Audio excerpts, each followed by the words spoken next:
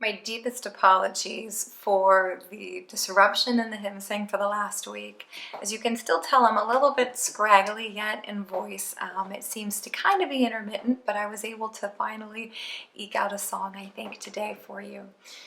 You might notice I'm wearing my Disney Cruise Line sweatshirt. Actually, I just realized that before I started recording, that it's entirely appropriate for the song I have for you tonight. I love cruising. I love the ocean. My husband loves it even more than I do. Ever since he found out that one of his ancestors was a privateer during the Revolutionary War, which is just a legal pirate, if you're not familiar with the term, he's been kind of obsessed with the sea. And if you ever come to our house, you'll see that we have pictures of boats hanging up on the walls.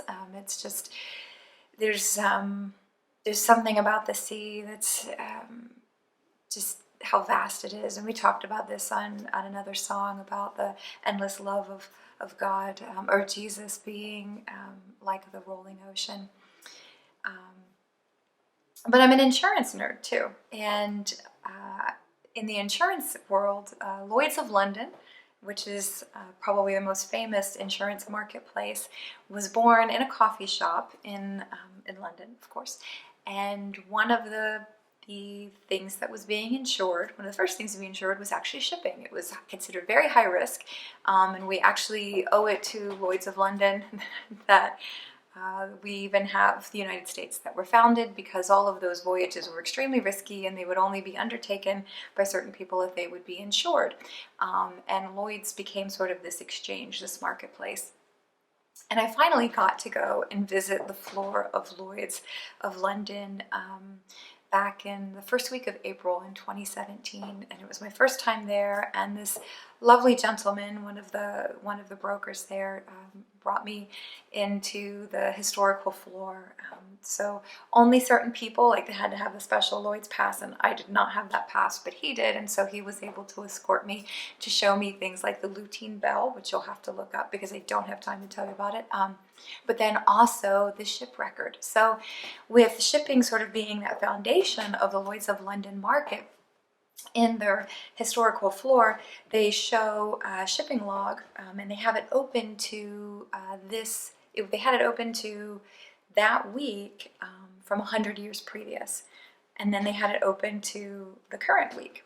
They have another version over here of shipping losses. And if you go over to the one that I was looking at, which would have been from the first week of April in 1917, you start thinking about what was going on in the world in 1917. We were in the middle of a world war, and there was a lot of wreckage. So looking at that ship register, I mean, it was shipwreck after shipwreck after shipwreck that week.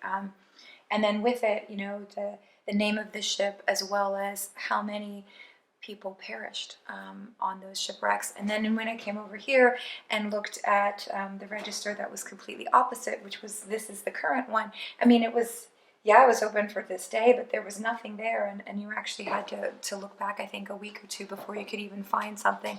And there, it wasn't even that there was a loss of life, it was more that, piracy or something like that, some kind of loss. So, we don't think of going out to sea or being on a cruise anymore as being particularly dangerous from a loss of life perspective, unless, of course, you contract some sort of terrible pandemic while you're on the boat, which is why there's not a lot of cruising going on at the moment. But it was once extremely perilous to go out to sea, and the song that I have for you, if you haven't guessed it yet, is known as the Navy Hymn. Its actual name is Eternal Father, Strong to Save, but it's also known as the Navy Hymn, the Royal Navy Hymn, the Hymn of Her Majesty's Armed Forces, and For Those in Peril on the Sea. It was written by a man named William Whiting, and the tune was written by John Bacchus Dykes, and the composer of the tune actually composed over 300 hymns during his lifetime, so it was rather prolific. So according to GodTube.com, the original hymn was penned in 1860 by William Whiting, an Anglican churchman from Winchester, United Kingdom. Whiting grew up near the shores of England and at the age of 35 had felt his life saved by God when a fierce storm nearly destroyed the ship he was traveling on, instilling a faith in God's control over the rage and calm of the sea. As headmaster of the Winchester College Choristers' School some years later, he was approached by a student about to travel to the United States who expressed to Whiting a tremendous fear of ocean voyage. I mean, understandably, lots and lots of shipwrecks have happened over the years.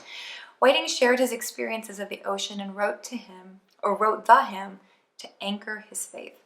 Whiting is commonly believed to have been inspired by Psalm 107, which describes the power and danger of the seas in great detail. So Psalm 107, verses 23 to 26. Some went out on the sea in ships. They were merchants on the mighty waters. They saw the works of the Lord, his wonderful deeds in the deep.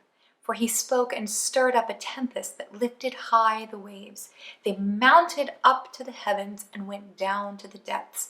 In their peril, their courage melted away. This hymn was popularized by the Royal Navy and the United States Navy in the late 19th century, and alterations of it were soon adopted by many branches of the armed services in the United Kingdom and the United States.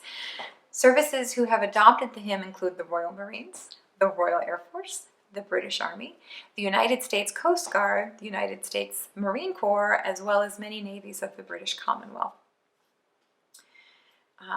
So the original text, which is what I will sing for you, was predominantly focused on the sea, but it does kind of cover some of the other perils on the land when it gets to the fourth verse.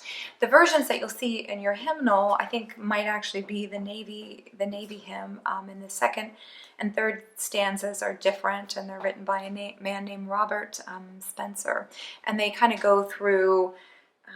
The first verse is about the sea, the second's about the land, the third's about the air, and then the last one kind of brings it all together. But in the original, and one of the things that both of them have in common, that has in common with the original, is each verse kind of picks off a different member of the Trinity. So the first verse is about the Father, the second about the Son, the third about the Holy Spirit, and then again the fourth one kind of bringing it all together.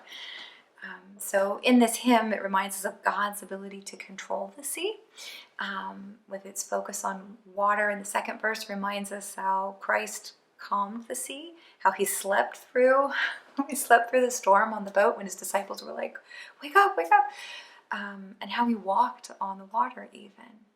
The third verse talks about the Holy Spirit, and you think about the creation story of the Spirit of the Lord was hovering over the waters, and bringing that order kind of out of the chaos that was there.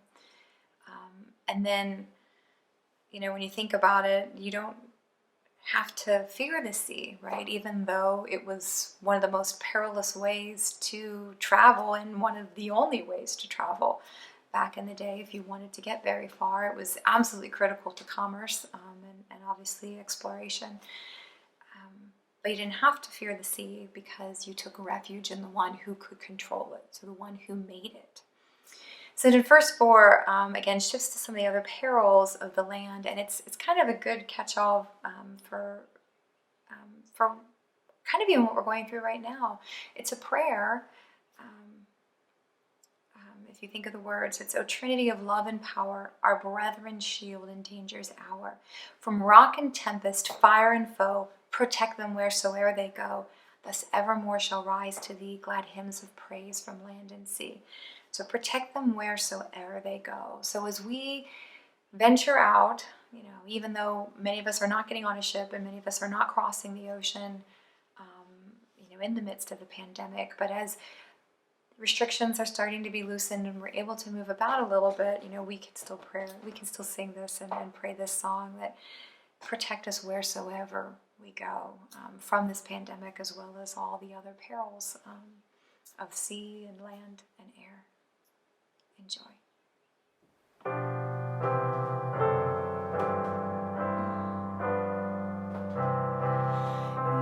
Eternal Father, strong to save, whose arm upon the restless wave, who bid the mighty ocean deep its